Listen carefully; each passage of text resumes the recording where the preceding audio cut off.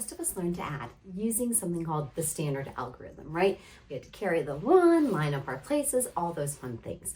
And we're not saying that's wrong, but if you have a child who is struggling to make sense of adding larger numbers or getting stuck on those steps, you might want to try something that allows them to make more sense of what's happening with the numbers and help them draw upon and build number sense, their understanding of numbers and their relationships. When we're adding, we like to use something called an open number line to add large numbers and to subtract large numbers. I do recommend ensuring your child actually understands what a number line is and how to use it prior to moving to an open number line. We've got a video that we'll link here that can help you get your child going on that. Okay, so the open number line is kind of what it sounds like. It's an open number line.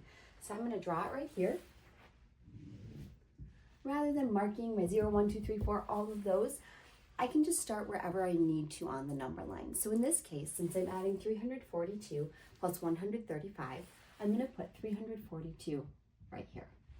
Now I know that I need to add 135 to 342.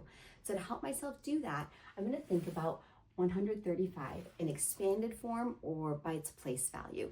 So I know in 135, I essentially have a 100, a 30, and a 5. When I break it apart in that way, it can help me because I can add those numbers on in parts. So let's see. I'm going to start with my 100. I'm going to add my 100 to my 342. So I'm going to make a jump or a hop, we usually call it on the number line. I'm going to think about, okay, 342 plus one more 100 is going to be 442. Now, I might ask my child, am I done yet? What else do you think I need to do? Hopefully they'll say, I think you need to add the other part to the numbers. So I'm going to go next to my tens, though you don't have to do that. And I'm going to add my 30.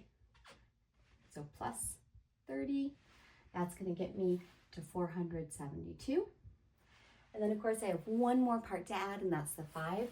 So I'm going to do that one last smaller hop of 5, and that's going to bring me all the way to 477. So 342 plus 135 is 477.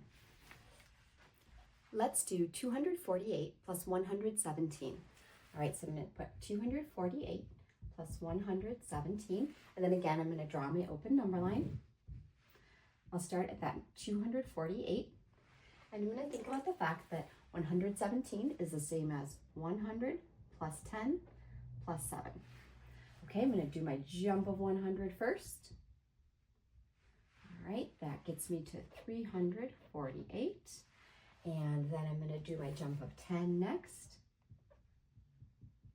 and that gets me to 358. I'm using my place value understanding to recognize, oh, it's just going to be 10 more. So it's the 10s are going to change, but the hundreds and the ones are going to stay the same. And then now I need to add the 7. Now your child might be able to reason with just adding the 7 here, but if they're not quite ready to yet, that means you might want to help them draw upon some strategies from adding their basic numbers. So starting to think about adding 8 plus 7. We also really encourage within that for kids to anchor back to 10s.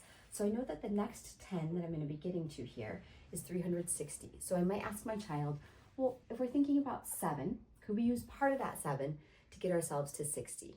How much would we need to add to go from 358 to 60, or even from 8 to 10? And hopefully my child can say, oh, you can add 2 more. So I'm going to add that 2 more. That's going to get me to 360. I might ask my child then, are we all done yet? No, we still have that remaining 5, because remember we broke that 7 down into a 2 and a 5. So now we're going to add that remaining 5. 360 plus 300 plus 5 is 365. And so our final answer is 365.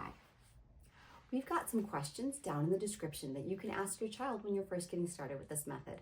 But if you have questions on how to do it, let us know in the comments. And remember to like and follow so we can keep making more math happy families.